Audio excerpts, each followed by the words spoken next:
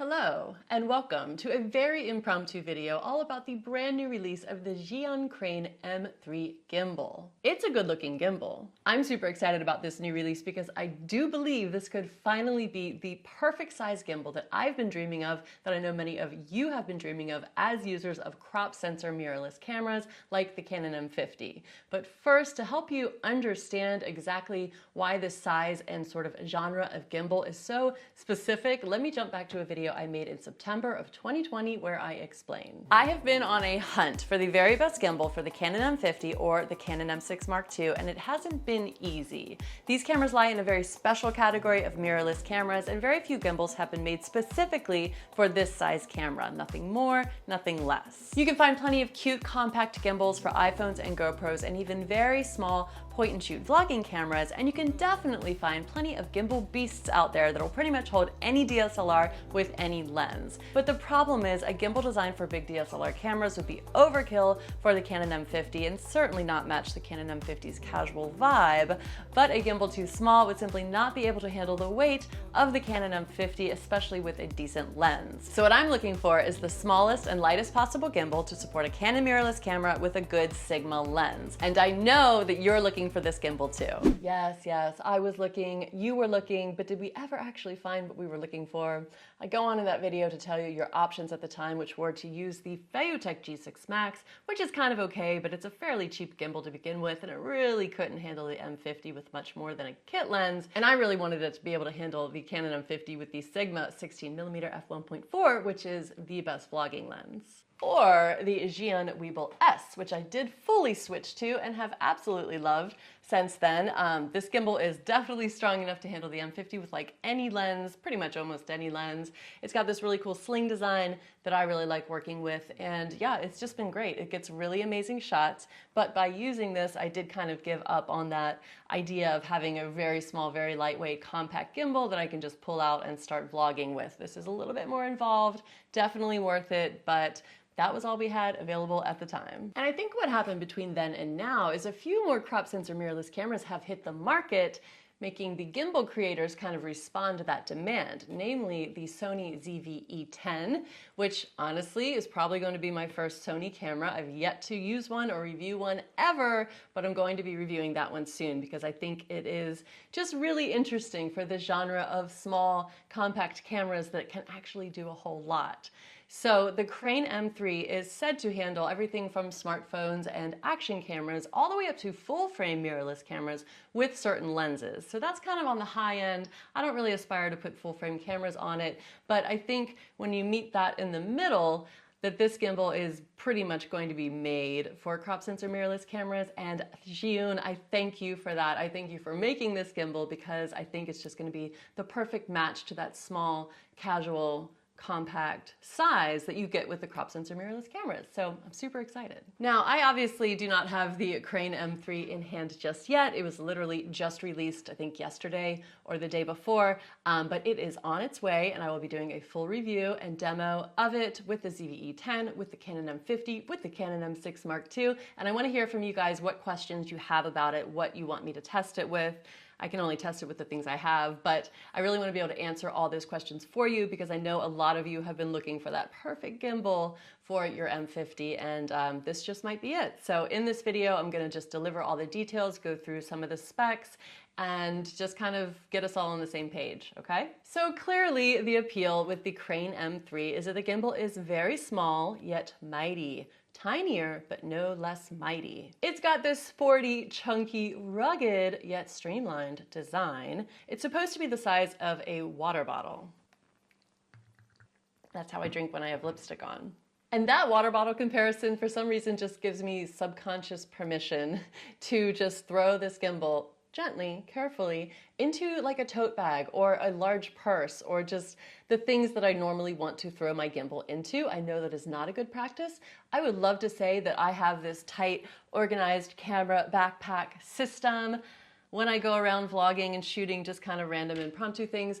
And I definitely do have things organized in the beginning of a trip, but things do come out of bags and end up in different bags, probably in a family tote bag mixed up with toddler snacks and changes of clothes and actual water bottles. And that's just how life is kind of when you're vlogging. So I think this gimbal is going to be much easier for that like grab and go lifestyle because I'll be able to just tuck it into a bag. This one I would do that with just out of necessity, but I don't know, it would kind of just get tangled. It's more like square than it is like long. So then this gimbal, the Weebill, and hopefully the Weebill 2, which is out now that I'm trying to get my hands on as well. One of the Weebills will be my more serious filmmaking gimbal where I do have, you know, a place that I can put it and I know that I am kind of dedicating the day to video production rather than just kind of doing a casual vlogging thing. The Crane M3 is going to be perfect for that casual lifestyle. And now I will tell you some measurement and weight conversions that I have done. I'm going to be reading these.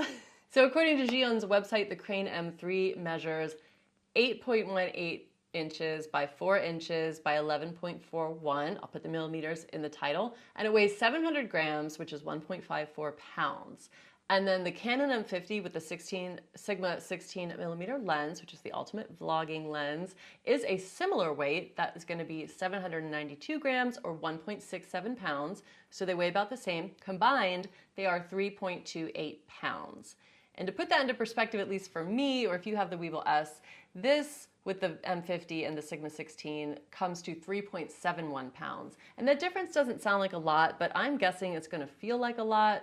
You know, because your arm, like every little bit counts, and the M3 is going to be much lighter, so that's exciting. I'm not sure if the Crane M3 is the kind of gimbal that you're going to want to use to get like epic drone-like, you know, high and low, you know, gimbal shots, or if it's just going to do its job very well and take out the shakiness in your footage, because sometimes, you know, gimbals can add a lot to a shot, but sometimes they can just take out the bad things in a shot, which is the shakiness. And I think I would just be very happy with a simple vlogging shot that is just a lot more steady than it would be if it were handheld. So I'm just excited to hold this thing finally. Now, something that is just as important as size and mobility is sort of just like a fast setup and an easy carry system for the gimbal.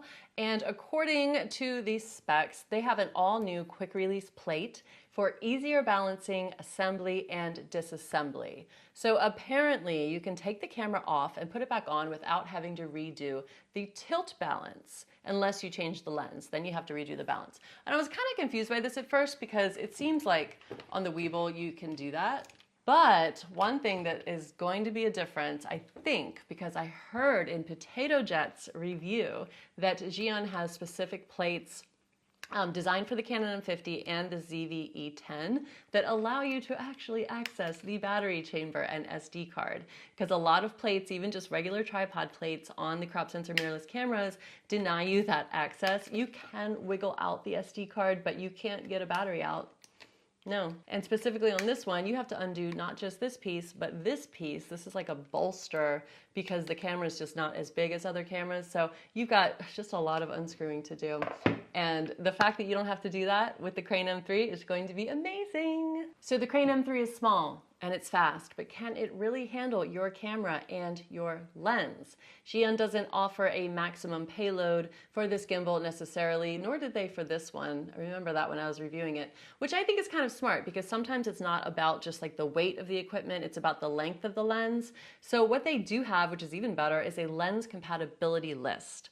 So you can look on here and see exactly what is supported, and they just like have some notes about what you might need to do to make the weight just like really work out. So the compatibility list shows the Canon M50 with most of the Canon EF-M lenses, and due to the range I'm seeing, I'm sure it can also handle any of the Sigma 1.4 EF-M lenses as well, which are my fave, and they're similar weights, so I'm sure they would work out. Of course, this leaves me wondering if I can add that adapter and to the M50 and then mount up the Canon EF or EF-S lenses, which are much bigger than the M mount lenses, but based on the fact that this list has the EOS 200D, which is actually the Rebel, like any of the Rebel series cameras, which are crop sensor DSLRs. They're like the smallest DSLRs.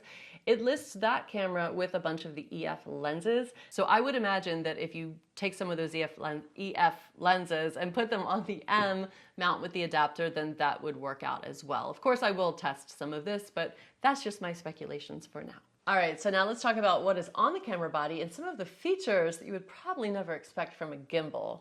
So the Crane M3 is obviously very cool looking. I really love this look. The white has, I think, just enough accents and details to present a slightly rugged, sportier look. It's not like too overpowering with the white thing. So I'm sure it'll look cool with my white M50 Mark II or my M6 Mark II, the black and silver look, or any black camera. My gosh, you don't even need a camera. This thing looks cool naked. It looks like it's got 6 modes, everything you would expect from a gimbal, plus a portrait mode, which is interesting because a lot of you ask me if I can mount my Canon M50 on the Weevil S in portrait mode to like shoot vertically. And I always forget to actually try. I'm not really sure whether or not it can do that, but it's good to know that the Crane M3 can definitely handle that portrait mode because this gimbal is one that's going to be more suited for shooting on a phone as well. And I assume that you can mount the M50 vertically also, and I'll definitely try that out in my review. You're supposed to be able to charge the battery super fast because it's PD supported, which is power delivery, and that translates to the battery charging for 2 hours, but being able to use it for 8 hours. And the cool thing about gimbal batteries in general is that you can often use them to power your camera. So they're kind of like a backup battery bank, and that just makes carrying around a gimbal an extra bonus. On the body, we've got a 1.22-inch touch screen for single-handed operation. There is a joystick for smooth and steady control as well. And then best of all, you guys ready for it? There is a fill light built into this gimbal so that can pop a burst of light on your face if you're vlogging or on a person's face that you're filming. And let me tell you how valuable a fill light actually is in lighting that just isn't so great. It's super, super helpful to just make a person's face look prettier. So the key to filling in kind of like wrinkles and just looking like glowy and nice is definitely light. So just light coming in from all angles. And I have some nice studio lights on me right now, but just to give you an idea, this is the Lume Cube Panel Mini. So if I'm holding the gimbal at this distance, I don't think the light is as big as this. It's probably gonna be about half this size. Actually, let me go to where I'm not in perfect studio lighting, okay? Ella, come in here. We're gonna demo on someone that has no issues with wrinkles. All right, this is Ella without the fill light. And there's Ella with a little bit of fill light. Does it add a pop of glow to your face? Are you excited to try Mama's new gimbal? The Crane M3? Yeah. It might be small enough for you to hold. Can I hold it? You've held gimbals before. You can use that gimbal and I can use this gimbal. Is that gimbal small enough for you to use? It's big, but I can still use it. This girl's seen a few gimbals in her day. Okay, we're gonna try this again. Got the studio light off. And I just want to show you how nice a little pop of glow can be, even just covering half of this. So that will be very helpful for a vlogger, or if you are interviewing someone, it's kind of your duty as a videographer to make the person look good. And if you bring a little bit of light to the situation, that is very helpful. And especially if the light's built in, you don't even have any extra work to do or anything extra to carry or anything extra to charge. That is just such a bonus, I think. That is brilliant of them to put a fill light in a gimbal. Whoever thought of that? I never even thought of that. And even if their fill light isn't enough, they do have the 1/4-inch screw on the side of the gimbal, which means you can mount up like a magic arm and then mount up another exterior like LED panel light, just like this one. This is the Lume Cube Panel Mini. This is a really good one. I'll link to it below as well. And I'll also link to the Crane M3. Now, it's not available quite yet. There's different, the Zhiyun website says 2 weeks, I believe. B&H, which is a really good source, I think that says 9 to 14 days. I also linked to Amazon. There are a lot of Amazon listings for the M3, and they all say different things. There was one last night that said it would like be here by Friday. And I was like, yeah, I don't think so.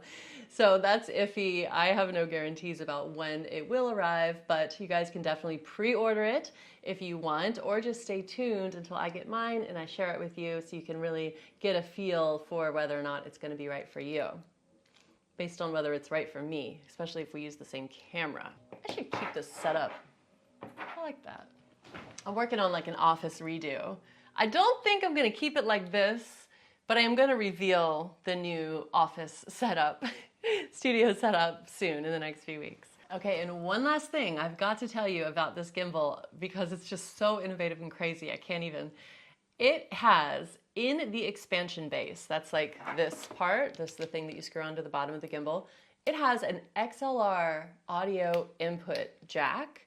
So you can plug in a mic, and if you get the Pro kit, with the Crane M3, you get this microphone, the stick mic with a super long cable. So it wires in and then it goes up and then you connect it to your camera. So you're recording audio in your camera and it's all connected to this, you know, microphone.